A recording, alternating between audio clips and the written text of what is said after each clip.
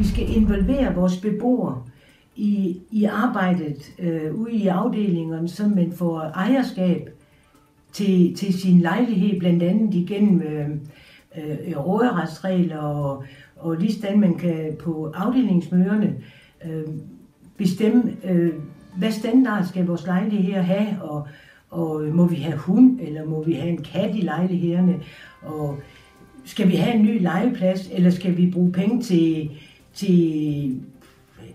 til udflugter, og altså alt den der, det giver en medbestemmelse, og det er beboerdemokrati, og det er det, vi beslutter på afdelingsmøderne.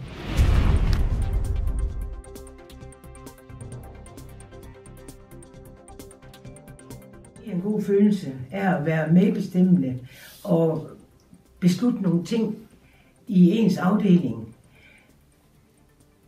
omkring ens lejlighed og omkring omgivelserne, omkring hvad nye tiltag skal vi have, skal det være renovering, skal vi have ordnet nogle andre ting. Og det synes jeg, det er vigtigt at som beboer, at man er med til at beslutte på afdelingsmøderne. Når man tænker på ude i det private, der bliver det bare ikke lavet noget måske, eller også så gør de det hen over hovedet på beboerne, så får de en huslejeforhøjelse. Her er vi inde og sammen beslutte det ved afstemninger, og det er en flertalsafgørelse, og det er det, der er beboerdemokrati.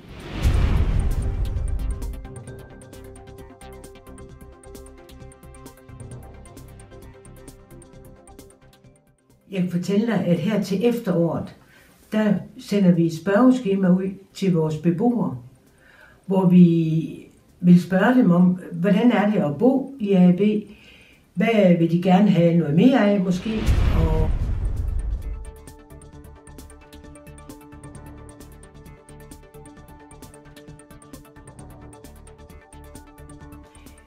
det har vi for at klæde vores beboerdemokrater bedre på til at sidde i en afdelingsbestyrelse.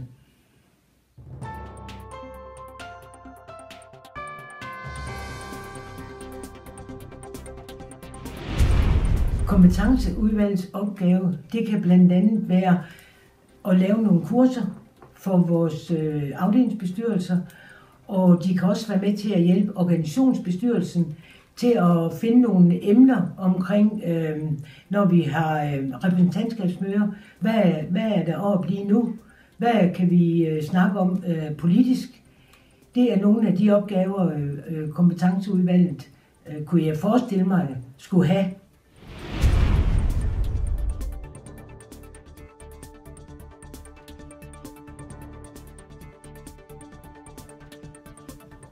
Kompetenceudvalget, det består af 5 personer. De 3, de kommer fra repræsentantskabet, og så kommer der en fra organisationsbestyrelsen, og den sidste, det er en fra administrationen.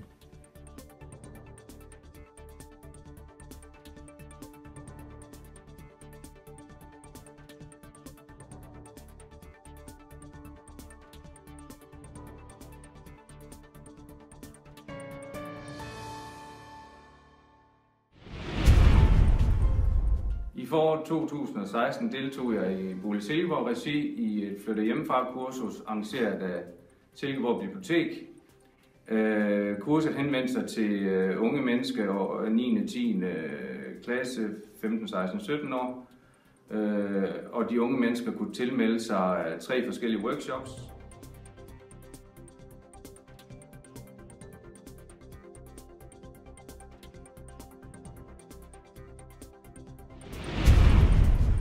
Vi har vurderet at gentage kurset til efteråret og håber at tiltrække endnu flere unge med interesse for at flytte hjemmefra, bo billigt og lægge budget.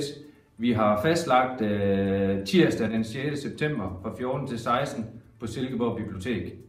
I forlængelse af de omtalte workshops på Silkeborg Bibliotek har vi valgt at indgå et samarbejde med SSB-konsulenterne Silkeborg Kommune vedrørende afholdelse af workshops på ungdomsuddannelserne.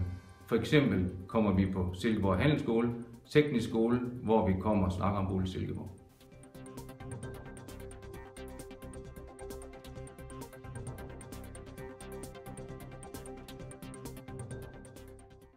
Fredag den 3. juni var Bolig Silkeborg repræsenteret ved Late Nights, Der var dejligt vejr, og der var god stemning i gaderne, og i løbet af 30 minutter havde vi uddelt 400 goodiebags.